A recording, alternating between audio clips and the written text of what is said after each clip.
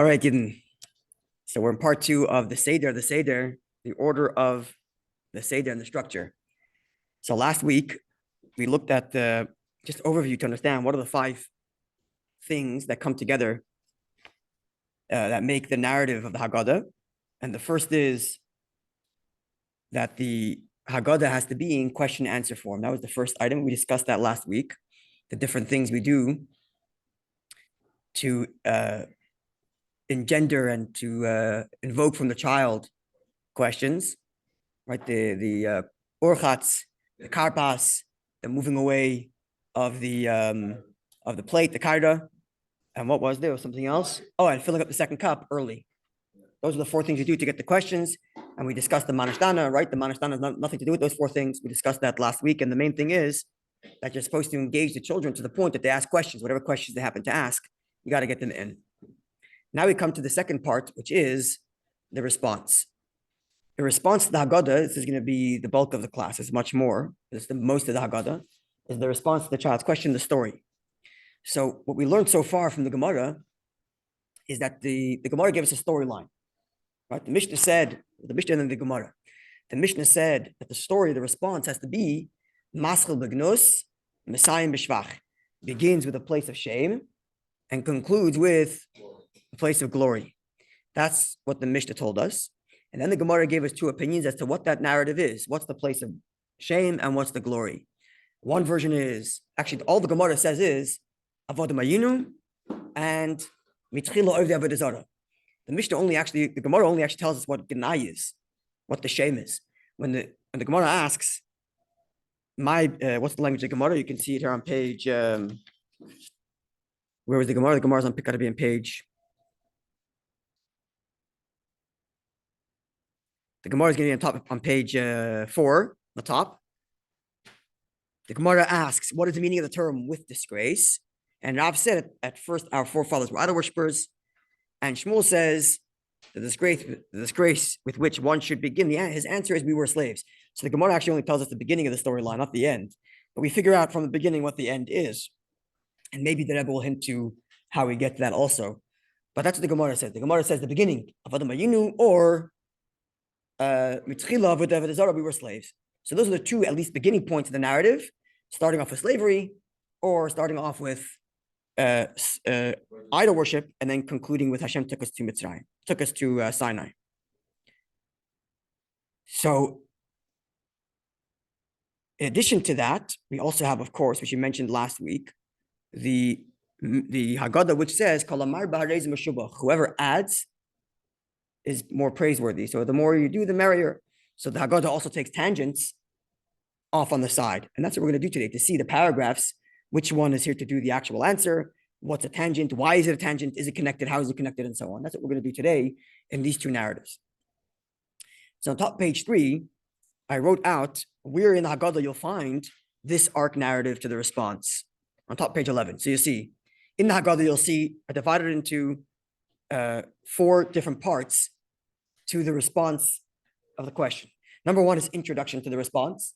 We have to set the stage for us to respond to the question. And that's going to be the YACHATZ, the breaking of the middle matzah, as we'll see.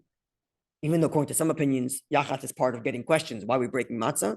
But as we're going to see, the Rebbe is going to learn that YACHATZ is about setting ourselves up to answer properly, breaking the middle matzah. Number 2 is the LACHMA ANYA, which is a kind of introduction, as we'll learn. And number 3 is bringing the kaida back, right? We moved it away to get the questions, and then we bring it back. In our custom, it's covered versus uncovered. Yeah, we also move it a bit. So that's number 1, is setting ourselves up to the answer. Number 2 is going to be the first narrative. That is, we were slaves and now we're free. And you can see there it's AVADIM HAYINU through Yachal Marash Chodesh. And then response number 2, which is we were idol worshippers, now we're at Sinai. And then finally, the closing remarks is going to be V'hisha Amda, the Baruch Shem Avtachasai and V'hisha Amda. Not everybody learns this way. This is, I think, the way the Rebbe understands. There are those that learn that Baruch Shemer and V'hi Shamda is actually a separate freestanding thing. And actually, some learn that it's connected to the next part, which is Seo Lamad. But it would seem to me that the Rebbe learns that this is a closing remark, as we will see. So this is where we're going today. 1, 2, 3, 4. These 4 things: introduction, response 1, response 2, and then closing remarks of our answer to the child's 4 questions. So let's begin with the intro. So the first thing we're going to do is the YACHATZ. So you'll see there in the middle of page 11, I bring that from the Gemara, the same tract that we were learning last week, chapter 10 of Tractate Psachim, where they're described the night of the SEDER as we discussed that last week. So look at the second paragraph, because that's really the main one. We'll come back to paragraph number 1 soon. Look at the second paragraph. The second paragraph reads like this. Shmuel said that the phrase in the pasuk, this is the bread of affliction, lechem oini, right? The pasuk says that you should eat the Pesach offering, and then it says, lo yisochel alav chametz, you shall not eat on your Pesach offering any chametz. Shivas yomim tochel alav, for 7 days you shall eat associated with the Karban Pesach, with the Pesach offering, lechem oini, bread which is oini. What does the word oini mean? So says Shmuel, what is the meaning of the word oini? Means bread over which one answers matters. Oinin. Bread which you answer. That's the word oini means. Oini means to respond. That's why it costs so much. Okay. There's a lot of reasons why it costs a lot. Yeah. So this is translation number 1 of the word lechem oini. That she'oinin alav dvarim harbe, that we respond many things. That the word oini comes from the fact that oini means to retell, to say things, which is a funny way of reading the pasuk. The pasuk said don't eat chametz, but rather you should eat the kind of bread that you would respond over. What does that mean? What kind of bread that you would respond over? What came first? The chicken or the egg? Yeah, right? So it doesn't tell you what kind of bread to eat when you're responding, right? When you're again, sorry, when you're eating the Pesach offering, right? The pasuk says when you eat the Pesach offering, don't eat it with chametz. You should eat it with lechem oini. You should eat it with bread that you respond to. What's that? Okay, well, we'll see. Maybe the Rebbe is going to address that. Let's see. So alternatively, another translation to the word lechem oini.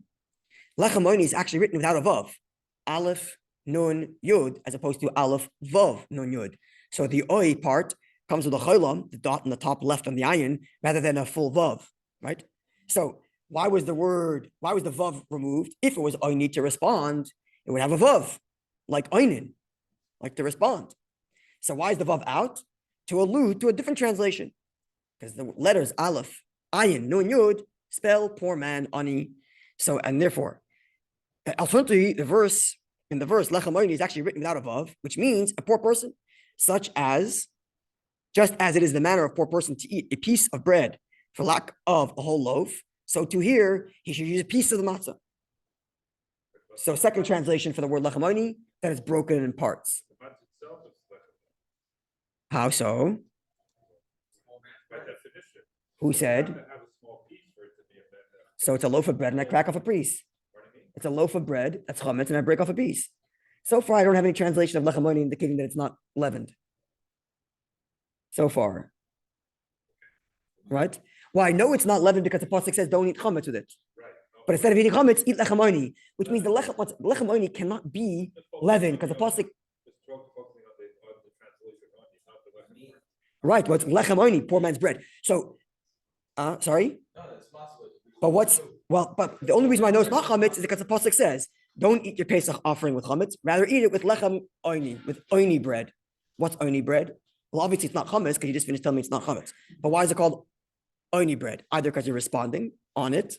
Number 2, because you break it in half, which means in theory, poor man's bread is also a loaf of bread where I break in half and I give you a piece. That's poor man's bread too. It just happens to not be chametz in our case, right? Which means the pasuk's telling you more about the bread than just being not chametz. 1, you have to respond things over it. Number 2, break in half by this translation.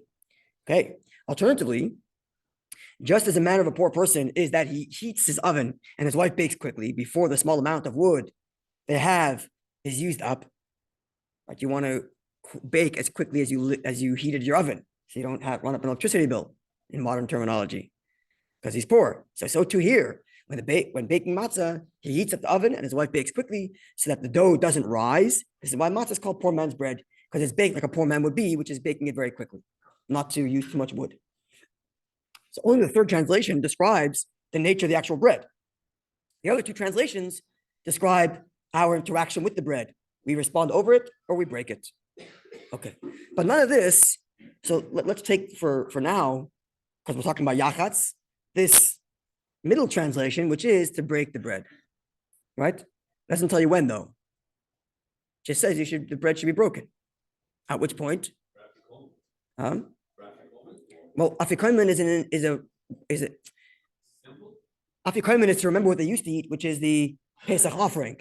The Mishnah is talking about even, or the Gemara is talking about even in times of temple times, you still have to do the same breaking of the matzah because it's lechamoni, poor man's bread, right? So the breaking itself is valuable. We happen to eat part of it for afikomen, that comes later, right? We have to remember that everything we do is based on these sources. So we're like reverse engineering. So you can't put the cart before the horse. You can't put the conclusions that we know of before the sources we're reading here, because the conclusions we have are coming from these sources, right?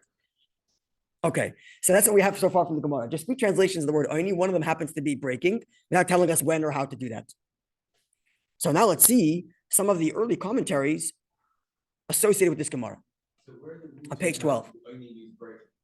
Because there's no vav, and therefore it's poor, and a poor man breaks his bread in half. A poor man breaks away to eat pieces because he can't afford a full loaf. That also, let's say, what does the Gemara say exactly?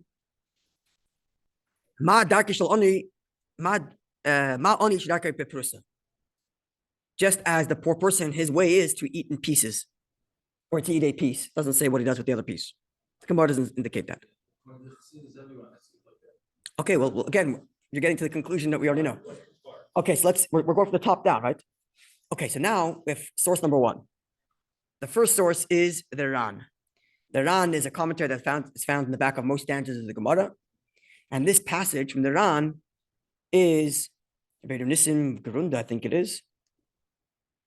Spanish, in the Spanish Golden Era, in the end of the Spanish Golden Era. And he quotes from a Hayom Yom being from the post-Talmudic era while the Jews are still in Babylonia.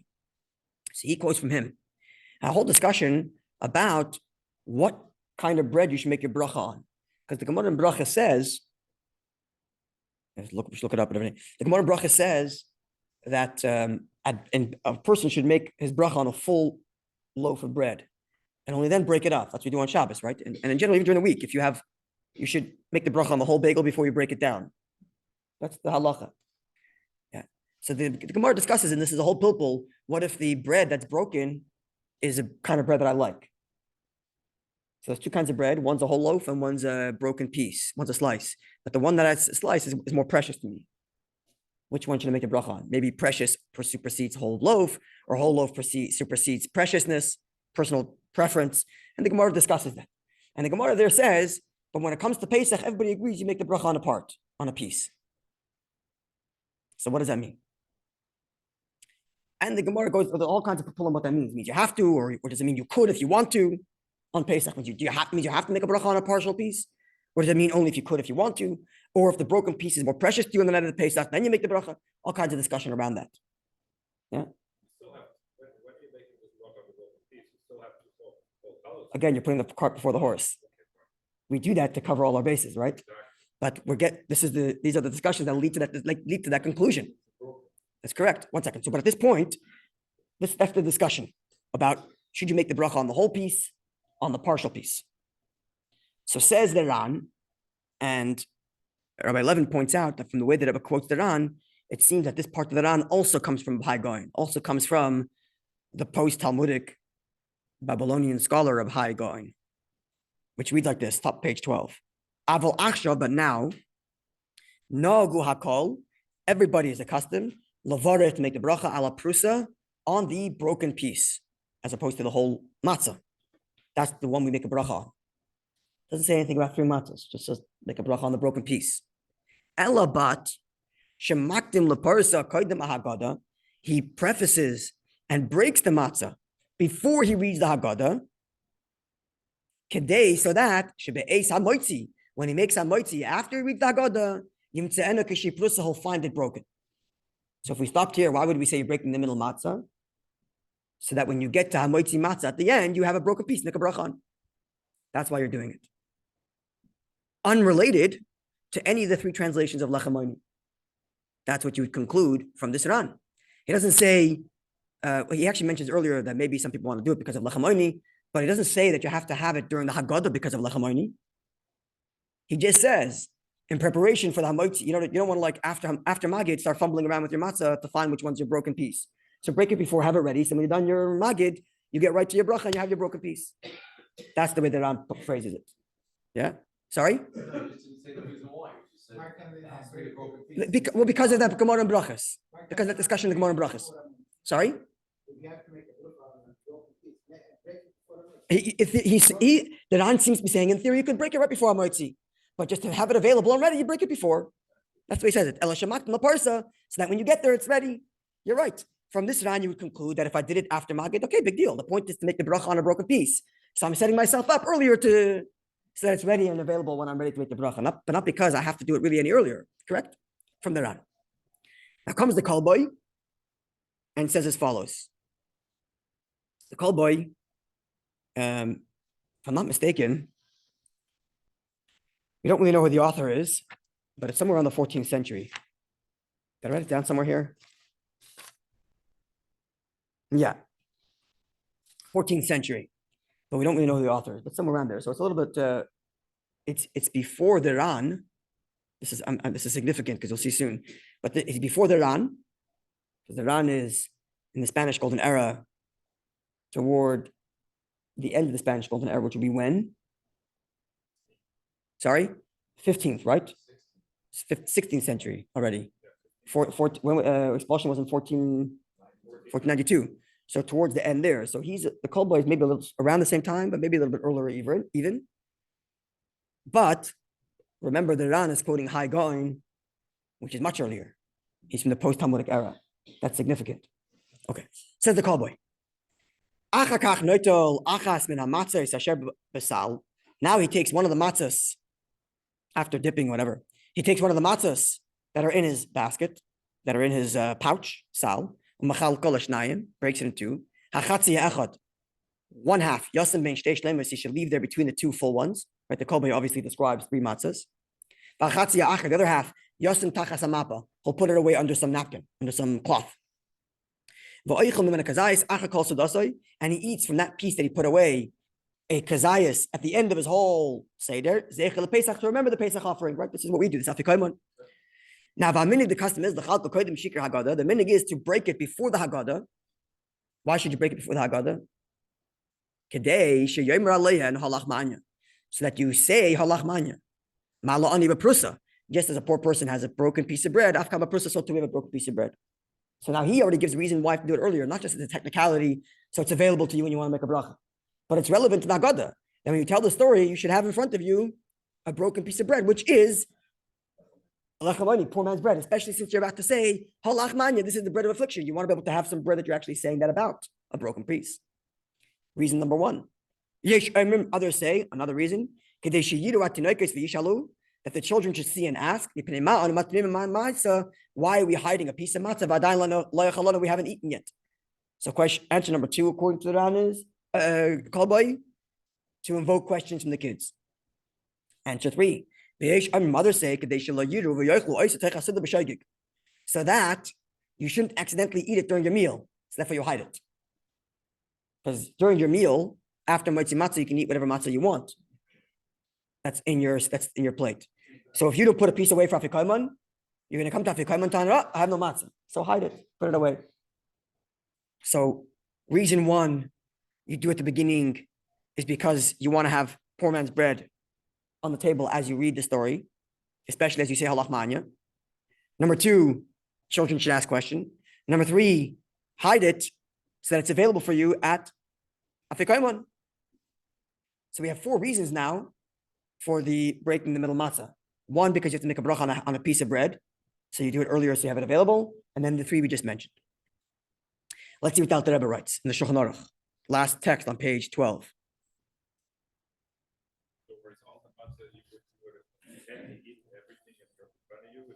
Hypothetically. Yeah. Well, you do have to eat a lot to have your. And then during your meal, you're allowed to snack on matzah if you want, right? During Shulchan Aruch, you can eat your matzah if you'd like. Right? Okay. Says the Rebbe, bottom of page 12. So you break the matzah, so the first half you put back into your No, sorry, the first half you put away before after Kaiman. The second half continues Alter Rebbe. You put it back into the plate, into the kaira.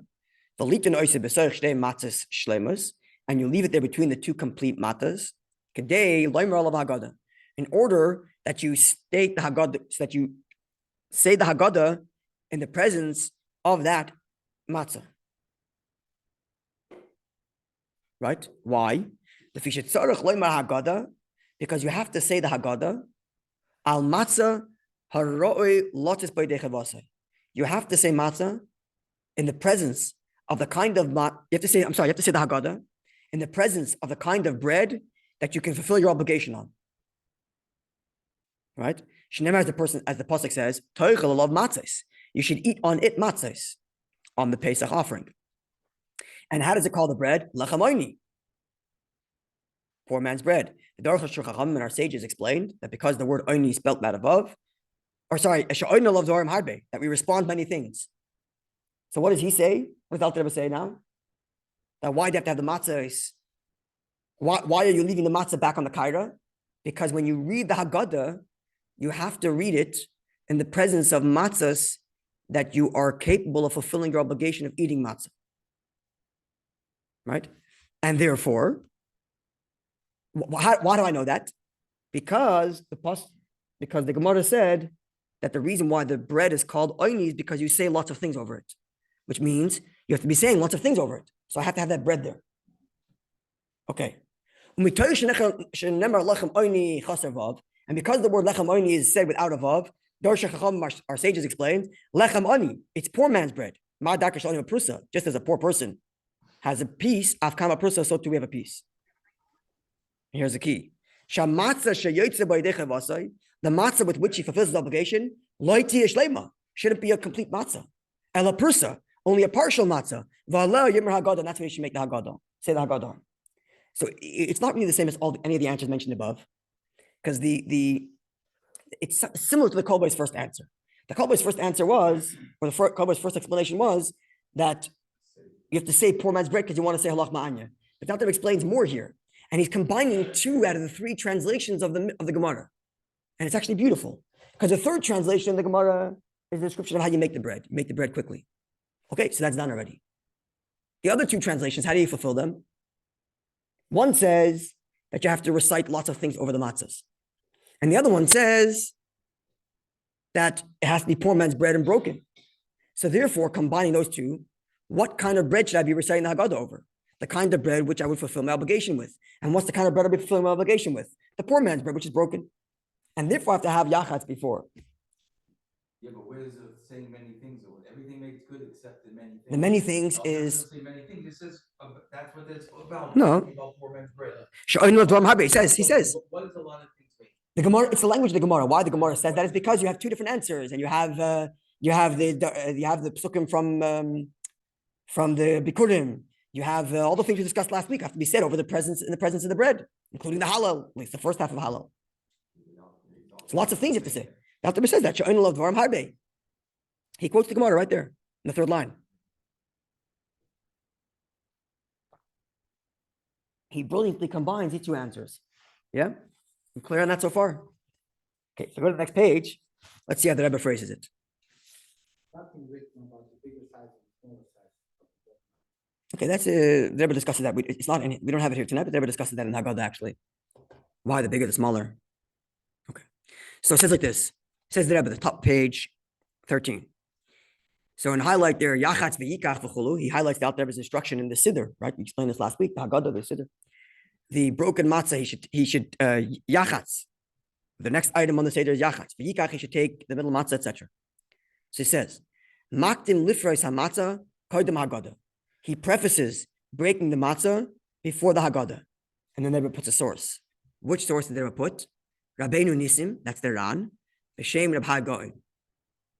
Now, the reasons that the Rebbe is going to give, and the reason that the Alter Rebbe gave, do not come from Reb Nisim Goin. Reb Nisim Goin said, why are you breaking the middle matzah early? Because you want to make a bracha on a broken piece of bread. And in order to make it available, you break it earlier. The Alter Rebbe didn't say that. And as we're going to see in a moment, the Rebbe is not either going to say that.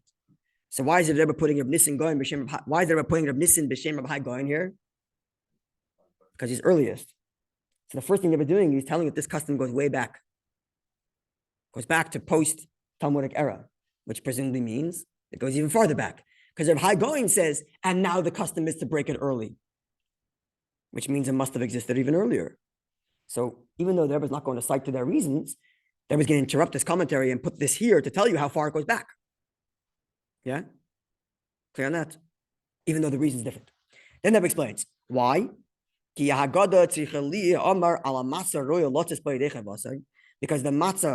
Haggadah must be recited over matzah with which you can fulfill your obligation. The HAYINU, which this is, lechem oni, poor man's bread, prusa broken. Yeah? And what's the source that he gives? He doesn't say that the Shulchan Aruch. What does he say? Psachim kuf tezvav beis. He cites the Gemara that we cited, that we read earlier, and then says visham, and there. What's about adding in there? Everybody doesn't usually do that. Before Reb Nissen going b'shem of Hagoyin, when he quoted and told us the sources, Hagoyin doesn't say visham and there. And the next line where he says brachas, where it talks about leaving the matzah between two whole ones because you have to have whole ones for the bracha, he cites the brachas, doesn't say visham and there. So what does and there mean? What does that mean? So either one of two things. Either visham means visham, and over there you'll see the citation for further elaboration. Why? Because again, what did the Gemara say? All the Gemara said was a translation of the word lachamoni. 3 translations to the word lachamoni.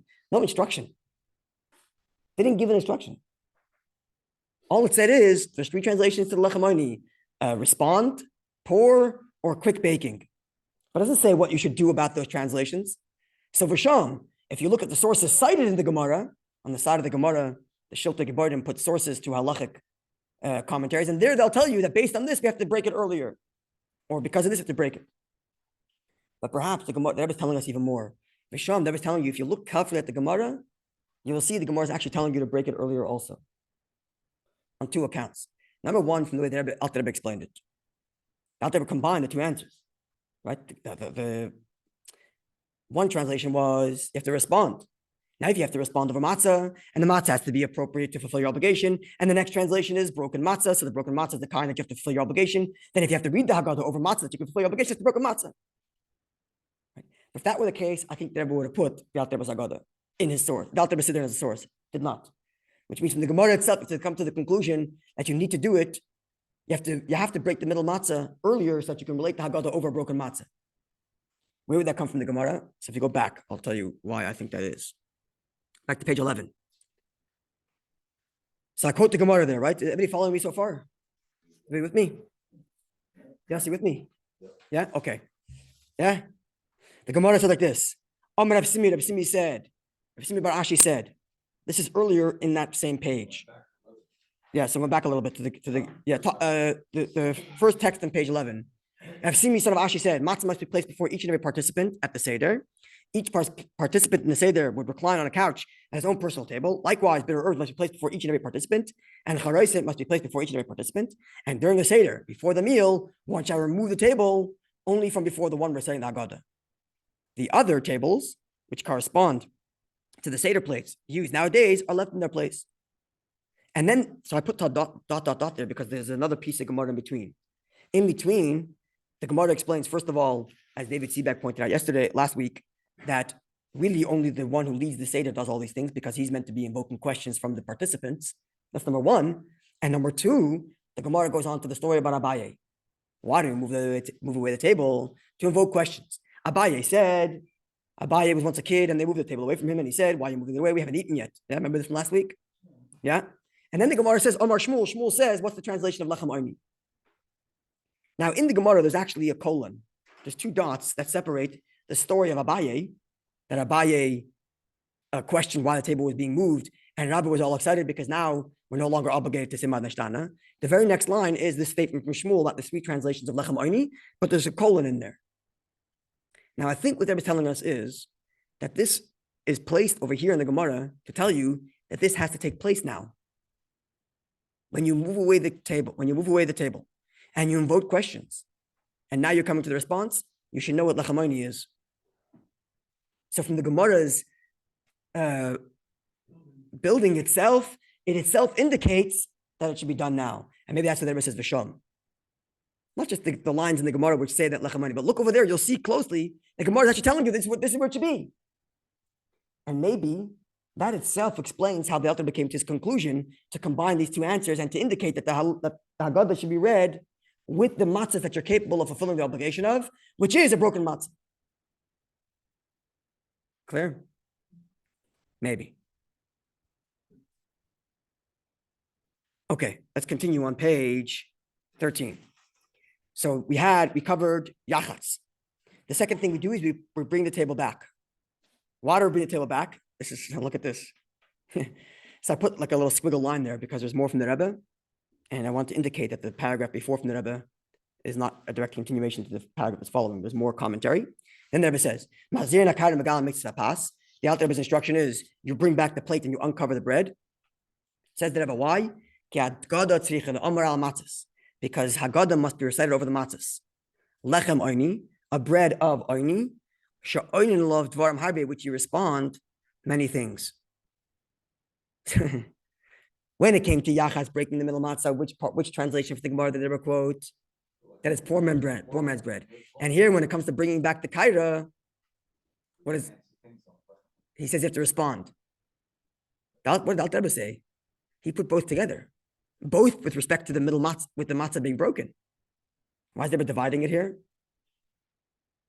He could have said earlier that you have to have the broken matzah. Why? Because you have to respond. You have to respond over, right? He said you have.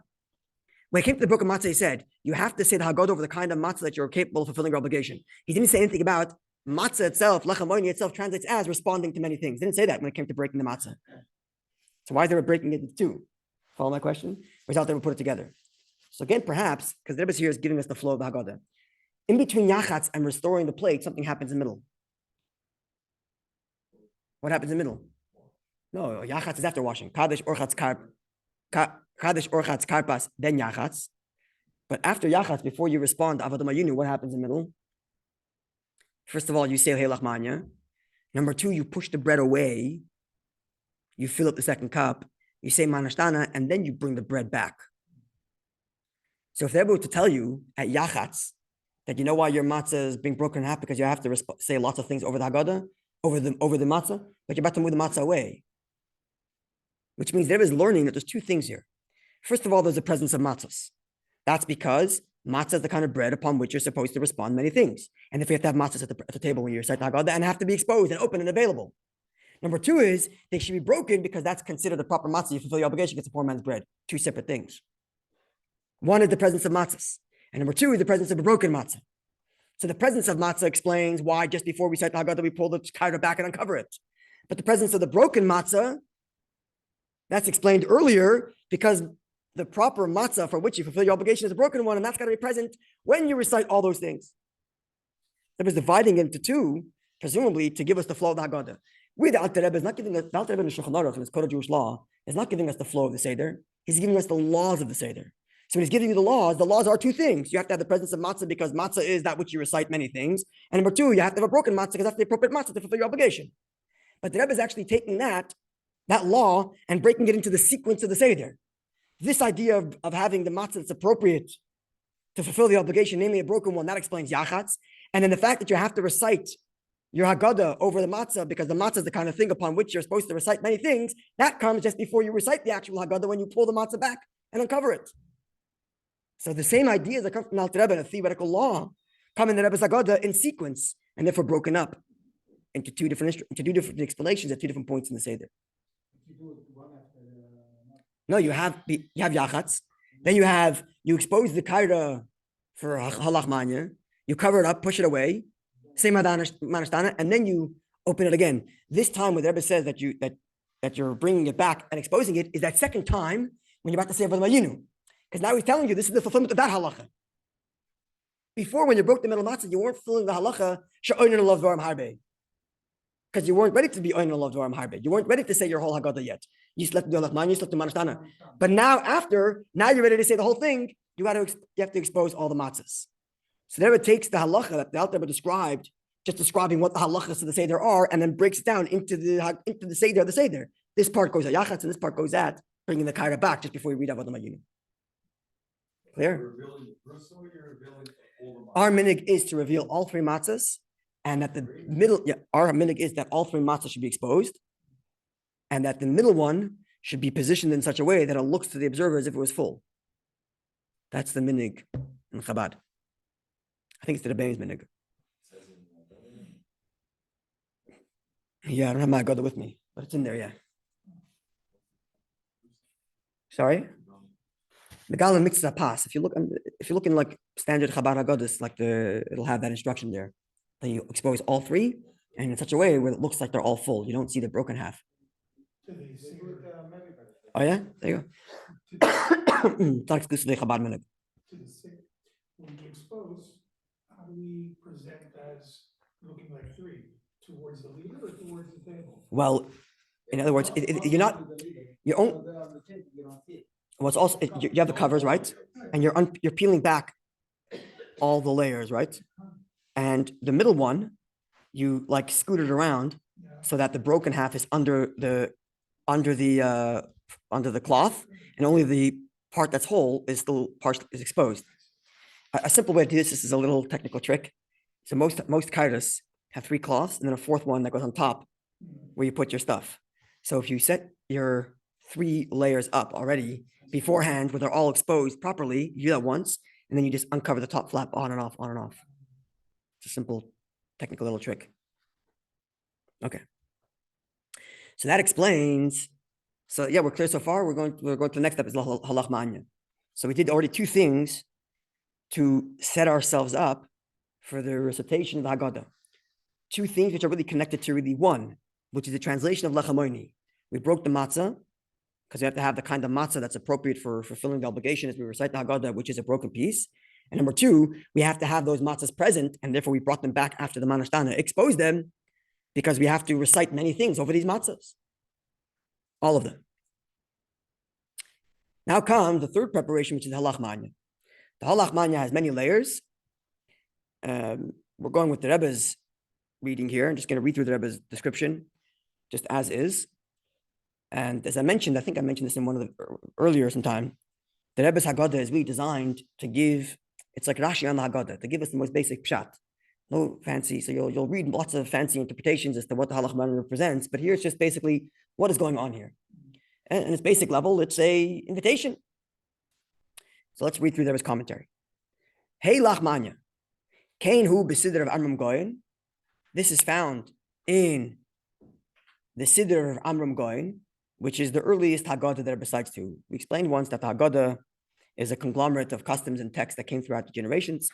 And the first one is Natranai Goyen, but the Rebbe doesn't cite that in his Haggadah, and I think because it wasn't available at the time. The earliest Haggadah that Rebbe cites to is there's printed Haggadahs of Amram Goyen, and the Rebbe says, well, it's there. The LACHMA ANYA is to be found in the earliest version Haggadah, so it must have been existing even earlier. Likewise, it's found Yoitzer l'Shabbos Hagadol, Rabbi Yosef Tov Elm. Rabbi Yosef Tov Elm wrote, it's called the Yoitzer l'Shabbos Hagadol, which means it's a poem for the Shabbos Hagadol. Shabbos Hagadol is the Shabbos before Pesach, and he wrote a halachic poem. It's a poem, and in the poem he weaves in the halachas of all Pesach, and in there he mentions the LACHMA ANYA. Okay. Likewise, Machzer Vitri, which is a SEDER compiled by Rashi's student. So that also goes very far back. Again, Shibbolei Leket, Rambam, Abudraham V'oid. They was telling us that there's all these early sources that have this paragraph, Hey LACHMA ANYA. They was doing this because they will do this throughout. He'll tell us, this comes from this Medrash, this comes from this Gemara, this one I don't know where it comes from. And here it comes from these Sidurim. Now, says the Rebbe, we say Hey LACHMA ANYA, this is the bread of affliction, or this is the poor man's bread, even though it's not actually that bread, obviously, because we're 3,500 years later, right? It's similar to that bread. In other words, when we say this is the bread of affliction, we mean this is the type of bread, right? That was like being a Rashi here translating for us. Lishna de Krahu, it's the term of the verse, is chalti, in order that they see the bread that I gave them to eat, even though it's many years later. Okay. This statement was established to be stated in Aramaic. Why? So that even those who are not educated enough in Lashon HaKodesh in Hebrew should also understand. That's why it was in Aramaic. It was established at such a time when everybody spoke Aramaic. But the concluding line of the LACHMA, right? Which you could, if you want to follow along, you can see in the SEDER here. Oh, LACHMA is not in here. Okay. The concluding line, next year we're a free people. That is B'Lashon HaKodesh in the Holy Tongue, so that the local Babylonians should not understand what we're saying. And they will consider us to be rebellious. We're saying next year we're in Jerusalem, it's outright rebellion, right? So it's written at a time when everybody can understand in Aramaic, but we're trying to avoid the locals from doing Aramaic. By the way, incidentally, I saw one source which says that what's the reason why they go to the front door at the night of the SEDER? Yeah, I saw one source that says they did that because they wanted to go see if their neighbors are listening to all the things they're saying. Because they're about to say, Hashem should pour out his wrath on the nations who oppress us. We want to make sure they're not listening to us. Because if they're listening, it could be a bad news. So they went to the door. I read this somewhere. Anyway, now comes something interesting. Okay, so we just finished saying that we do the whole thing in Aramaic because we want everybody to understand.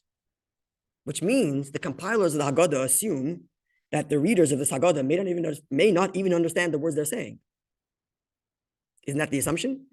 Otherwise, the Halach Manya would be in Lashon HaKodesh too. If it's in Aramaic, they understand, hey, you don't know Lashon HaKodesh. And then we're saying this one line in Lashon HaKodesh because we don't want the locals to understand. So the rest of the Haggadah, we're okay with people not understanding what's going on. So says the Rebbe. You should not question Mishara Haggadah from the rest of the Haggadah, Shiba Lashon Kodesh, which is in the Holy Tongue. Ubefrat, and specifically, you would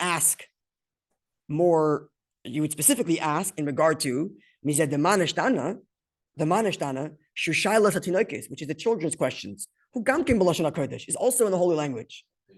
So, exactly. So, do the people here know Lashon Kodesh and even the kids? Or do they not know Lashon Kodesh? And that's what we're born in Aramaic. Which one is it? So says the Rebbe, because this part of the Haggadah already existed at the time when the Beis Mikdash stood, and then everybody did understand Lashon HaKodesh. So it's depending on when these things were established, right? And it's Kamuv Mishnah. It's mentioned in the Mishnah, and the Mishnah even says that there's a fifth question, which is why tonight we're eating a roasted lamb, which means they were asking it in the times of the Beis Mikdash.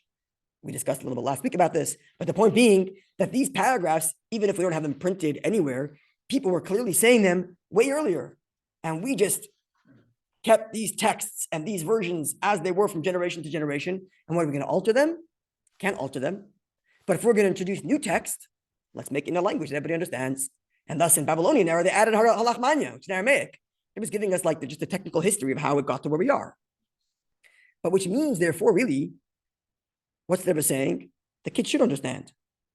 It's just a technicality. We haven't translated it because we don't want to ruin the original version, which is the Rebbe is going to explain. That would substantiate our custom, the Chabad custom, where it's said in Yiddish, in Hebrew and translation to Yiddish, because the kids got to understand what he's saying. Otherwise, they're not asking a question, which means maybe my kids should read it in English, or at least learn in advance what the Yiddish means, which they do, thank God. So didn't say talk to the Beis Mikdash. Clearly not, because it says, now we're here and next year we're free, right? It means that the whole statement is written outside of Yerushalayim. The LACHMA did not exist in the times of the temple. That's correct. Yeah. It's not part of the retelling of the story. It's an introduction. It's even before the Mah Nishtana. It's an intro. Yeah, but it could have knocked everyone the shadow above the clear, but the whole thing, they rock fine, that's the whole idea though. Right, which is a good question, which is a good question of the Kolboy. The Kolboy says one of the reasons why you break the middle matzah before, so you say Halach Manya, does that mean the times of the Beis Mikdash they didn't break it? Because they didn't have Halach Manya? Good question. But the Rebbe anyway said, and the Rebbe said it's because you have to recite the whole Haggadah over the broken matzah, right? So we avoided that issue. The Rebbe continues. Olahoyer, I'd like to make note, left-hand column, page 14, second line. Olahoyer, should make note, Asher b'SEDER of Sadia Goin, in the SEDER of Sadia Goin, similar time to Rav Amram Goin, post-Talmudic era, still in Babylonia. in his SEDER, in his Haggadah, Kol HaPiskei B'Lashon Arami. The entirety of the LACHMA is in Aramaic, including the end line where it says, next year we're going to be in Jerusalem. But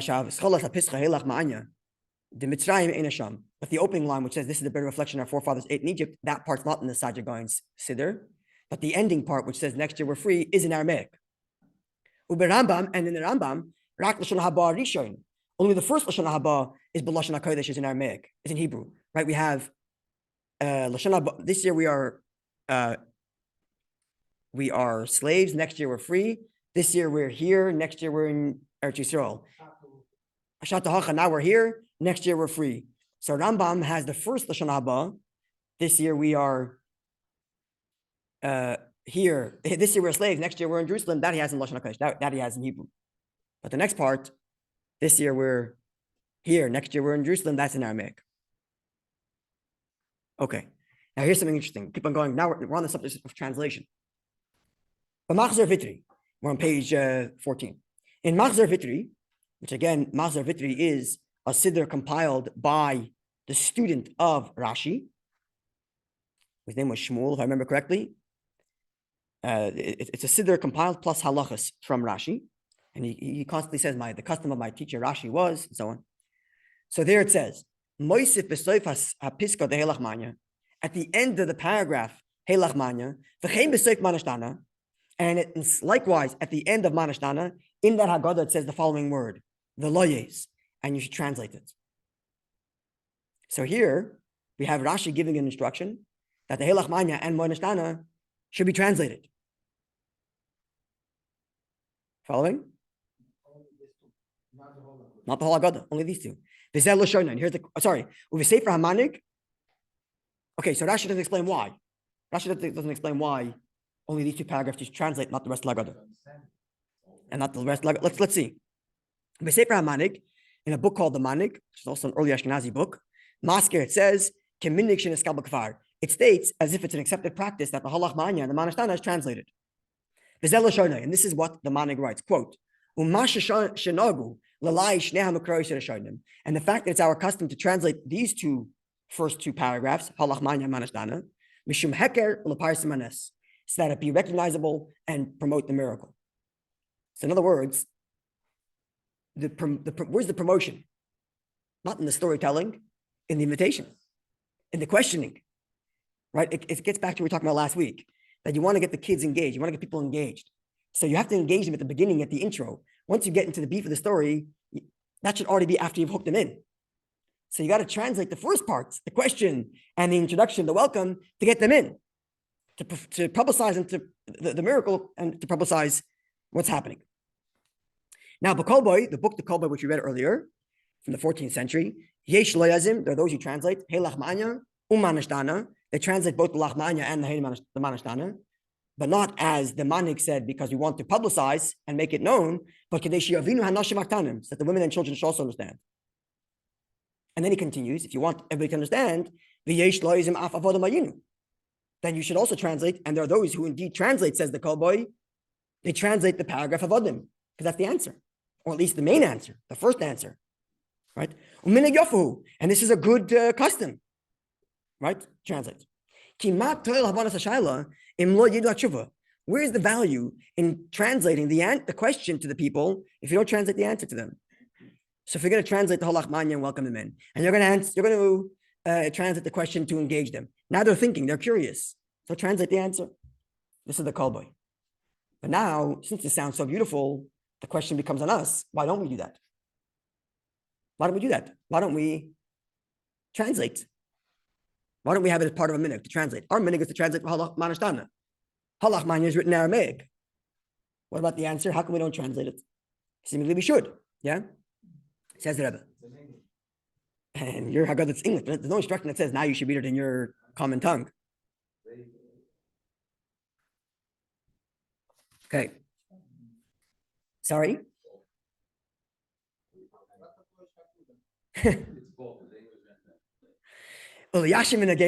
And to settle our custom, that we don't translate, at least not formally. We only translate the Mah Nishtana.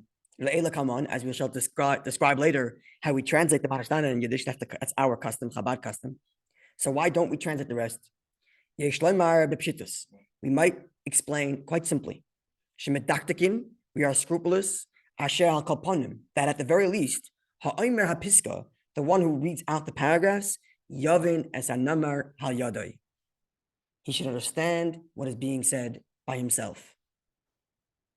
At least the one reading should understand. The Rebbe seems to be saying this as like a halacha, almost as like a halacha. So the kid asked, and you're supposed to answer. If you're parroting words without understanding, what kind of answer are you giving? You're not giving any answer. Never mind, the kid doesn't understand. You're not even answering to yourself. It's not like Shema, where the Torah says, say these words. Even that the person should understand because there's a point there, right? But at least he's saying the words the Torah says to say. Over here, Torah says, your children should ask you a question and you should answer. You didn't answer if you don't understand what you're saying. So at least the one reading the sentences should understand. And I don't think this means exclusively the Mah Nishtana, the AVADIM. I think it means everything. Whoever's reading anything should know what they're saying. Right? So if everybody has to understand the words they are saying, so the kids are saying Mah Nishtana, so they have to know the Mah Nishtana. So everybody has to know what they're saying, which takes us back to what I said last week, that if you have people on the table and you want them to fulfill the obligation to tell the story, there are out there by identify, 5 paragraphs that are essential to that. Go around the table and have someone read it in English. It's not a compromise to your SEDER. As you're learning now, that is the right way to do it, where the reader understands what he's saying. So at least those paragraphs, it's on page, what page is it on? In the booklet here, on page 4, on page 6, I'm sorry, page 6, there's text out there, but the fundamental text, Haggadah, which our sages are doing, there's an obligation for everyone to recite or hear. Those paragraphs should be read in English aloud for your participants. Otherwise, we cannot be certain that they fulfill the obligation to retell the story of the Exodus. So those paragraphs at least should be read out loud. And as we're learning here, it's essential. Okay, that takes us to the AVADIM HAYINU. That takes us to that concludes this section where we talk about the introduction. We set ourselves up for the question. We set ourselves up for the response to the question. Number one, we set ourselves up via breaking the middle matzah, by having the matzahs there, right? There are 2 different elements, the 2 translations of LACHMA, the poor man's bread, and the bread upon which we recite everything. So you have to have broken matzah and all the matzahs present. And now we made this general introduction in a language that we understand and that we know going forward, as we're about to read the Haggadah, that at least the one reading should understand what he's saying. So we set ourselves up for the response. Now what's to the response itself? We'll begin at least the first part of the first response, and next week we'll continue. So if you want to see, and it might be worthwhile, if you take a SEDER on page 398, you'll be able to see what we're looking at.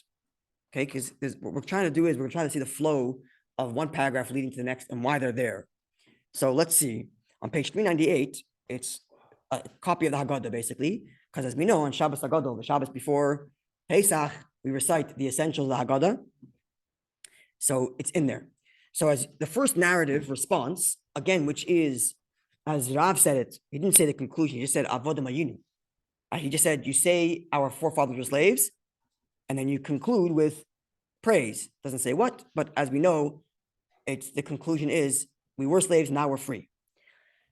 So that narrative goes really from AVADIM HAYINU on page 398, that's the first paragraph, which says we were slaves, now we're free. Then the next paragraph is still part of it, as we're going to explain, which is the story of the 5 sages who sat all night learning. Then we have Rabbi ELIEZER AZARIA, who says, I'm 70 years old, and now I discovered that you're supposed to mention the Exodus both at day and night. That's still part of narrative number 1. Then you have the 4 sons, and the 4 sons is introduced in the bottom of page 398 with a bracha. Blessed is the omnipresent, blessed is Hashem, who spoke of 4 sons, right? Last week we looked at the psukim. There's 4 different verses that describe sons asking questions.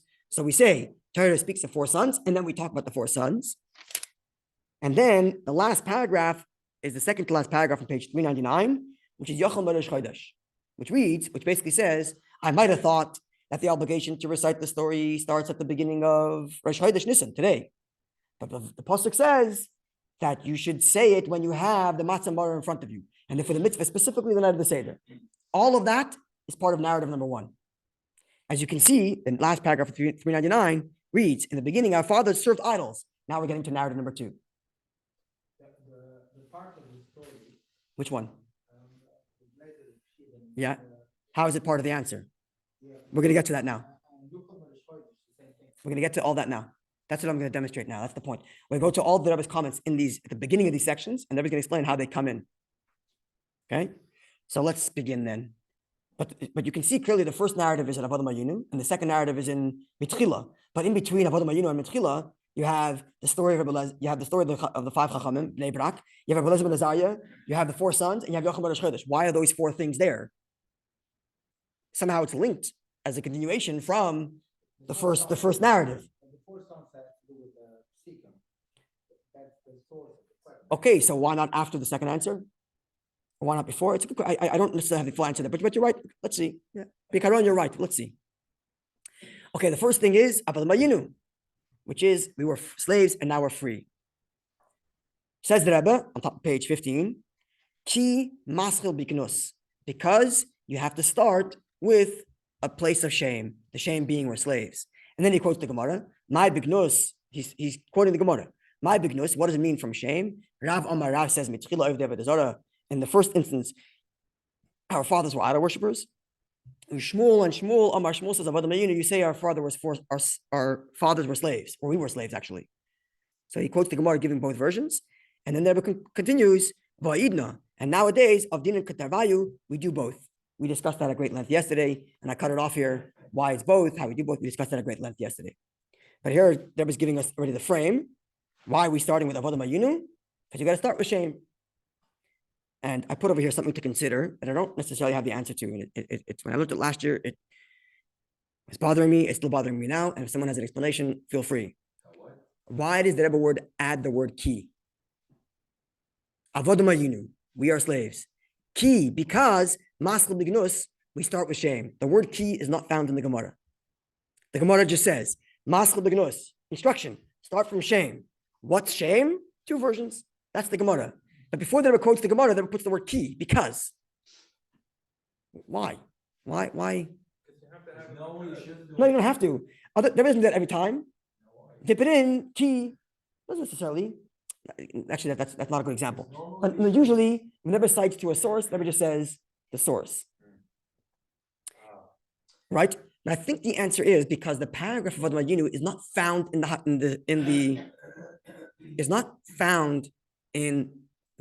Gemara.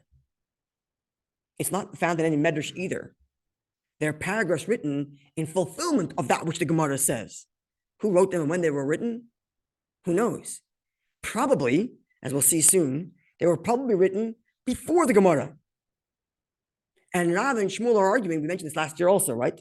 That these paragraphs existed before, and Rav and Shmuel are arguing which one of those paragraphs that we all know we say is fulfillment of this Mishnah. And therefore, maybe, it's not clear to me yet, but maybe SEDER writes ki because you have to fulfill this injunction, therefore we have this paragraph. Not that the paragraph comes from the Gemara, but because we have the Gemara that tells us to begin with a shame, therefore we have this paragraph. Maybe that's the word ki means. Because it usually, for example, when it comes to the story of the story of the 5 bells is different. But let's say when it comes to some of the other paragraphs, which are directly lifted from the Medrash, Rebbe will cite Medrash here, Gemara here, Mishnah here. Here, Rebbe can't do that here for AVADIM HAYINU. Because AVADIM HAYINU as a paragraph is not lifted from anywhere. It's because the Gemara said to do this, in fulfillment of that, we therefore say this paragraph. Follow what I'm saying? Maybe. Maybe because you shouldn't start with bad things, only because you have to, so keep muscle with that sort of person. You never start with bad. The only reason I Maybe. hear, that's what we have to do. So keep, because this is what we have to do. How else would the Haggadah have phrased it? How else would you answer the question? Without starting from shame, what would you have said? We're sitting here now, my kids ask me, why is it different? And I answer, because I guess you could start off with saying Hashem took us out of Egypt. Wait, what? We were in Egypt? You didn't say anything about that. How else do you say the story? No, I'm not. No, but we said you have to start with you know, so you can say just the bad, just the story. Which story? Where does the story start? Where does the story start? You say you're in Egypt, Okay. saying the way doctor must have diagnosed this. Unless in theory you could have started from maybe you could have started from a good place, which is the Jews came down to Mitzrayim because Yosef was in charge Right. and things were amazing, and then things devolved. Maybe you could have started from there. Maybe that's what it means, because the storyline says we were slaves in Egypt is also a beginning, a middle point, not the beginning either. The second paragraph says at the beginning our forefathers were slaves. It's talking at the beginning of the story. That is the beginning of the story. Our forefathers were slaves. Our forefathers, were idol worshippers. Hashem chose Avram. That's indeed the beginning of the story. God shows up and says to Avram, Lech lecha, go. That's the beginning of the story. But we were slaves. Maybe it's the middle of the storyline. It's the best to explain why we're in the middle of the storyline, and therefore key because it's stuff from shame. Maybe. That's good. Maybe. That settles it a little bit, maybe. Very good. That's very good. I'll take that. Sorry? Considering it's only been bothering me for as long as I've known you. That does help, actually. Okay, so next paragraph. So again, the first paragraph was AVADIM HAYINU, and we had to do that to fulfill the Gemara's instruction to begin with shame. And the next paragraph is the story of the five sages who sat all night and learned. Right? So says the Rebbe like this. In the AVADIM HAYINU, we read like this. In the AVADIM HAYINU, what does it says? It concludes like this in that first paragraph. It says we were slaves, now we're free. And had Hashem not taken us out, we'd still be stuck there. Then we conclude, even if all of us were wise, all of us understanding, all of us knowing the Torah, we would still be obligated to discuss the Exodus from Egypt, and everyone who discusses the Exodus from Egypt at length is praiseworthy. This is all part of our answer. The kid's asking why we're here. Well, answer because we were slaves, and now we're out, and Hashem is telling us that even if we know the story already, we have to say it anyway. Even if we knew more than what we know now, we would still have to. And for that, the Haggadah brings the next story. As Rebbe puts it here in the middle, in between those two squiggly lines on page 15, we say in the AVADIM HAYINU, even if we were all wise, etc., and what's the proof that even if we were all wise, we would still have to say the story? Because MAASEH ELIEZER, etc. Because the story of the five sages who sat all night. And indeed, you remember from a couple of years ago when we broke down this paragraph, the story of MAASEH ELIEZER, Rebbe explains how each line and each person indicates to you that people are obligated. Within Rabbi ELIEZER, Rabbi Shua, Rabbi ELIEZER, AZARIA, and Kiva, Rabbi Tarfon, you have Kohen Levi Yisrael there, which means no matter who you are, you have to be telling the story. We even have a ger. Akiva's a ger. He also has to say the story. So the story itself and the people in the story and all of that is a proof for what we just told the kid. We told the kid to say the story all night. You know what the proof is? Those five sages did. They were Kohen, they were Levi, they were Yisrael, they were Gadim, they were bigger scholars than all of us here, and they still sat all night. That's why we're sitting here. So it's still part of the answer. Right? And now we come, and we'll conclude with this, to the next paragraph. The next paragraph is, Rabbi ELIEZER ben AZARIA, I'm like 70 years old, and I haven't figured out this idea that you're supposed to mention the Exodus from Egypt at night also, until Ben Zoyma came along and said, the pasuk which indicates that all the days of your life to include nighttime also. Why is that paragraph here? Why is that paragraph here? Says the Rebbe like this. This is fantastic. First, the Rebbe gives the source in the parentheses without saying ki or without saying sham. Just put the parentheses. Brachas, beis, tells you where it is in the Gemara of the story. Then the Rebbe says, Yesh Garson, there is a version to the story which reads on bottom of page 15. Amar Rabbi ELIEZER ben AZARIA, the last paragraph on page 15. This is the Rebbe speaking. Amar Rabbi ELIEZER ben AZARIA. This paragraph, which begins that Rabbi ELIEZER ben AZARIA says, I'm this age and I never knew about saying Mitzrayim at night. Says the Rebbe. First, the source where that statement comes from the Gemara and Brachas. And then he says, Yesh Garson. There are those that have a version of this story that reads, skip the parentheses, this is the source to this version, which reads, and the highlights, Amar Lahem Rabbi ELIEZER ben AZARIA. Rabbi ELIEZER ben AZARIA said to them. Who's the them? The other four people. The imkain, if so, continues the Rebbe, it's actually a continuation from the previous paragraph. And that's why it's there. We brought that previous paragraph to prove to the kid that we have to spend the whole night learning because look at these five people. So we're continuing the story of that time. At that time, one of them said X. Rabbi ELIEZER ben AZARIA. And Rebbe continues. And Rebbe is so like almost insistent that this be the case. And therefore he says, even in our version, Gamken as well, where it doesn't say, and he said to them, it just says, Amar, he said, Yesh the Farish, we could argue and we could explain that it was indeed at that event.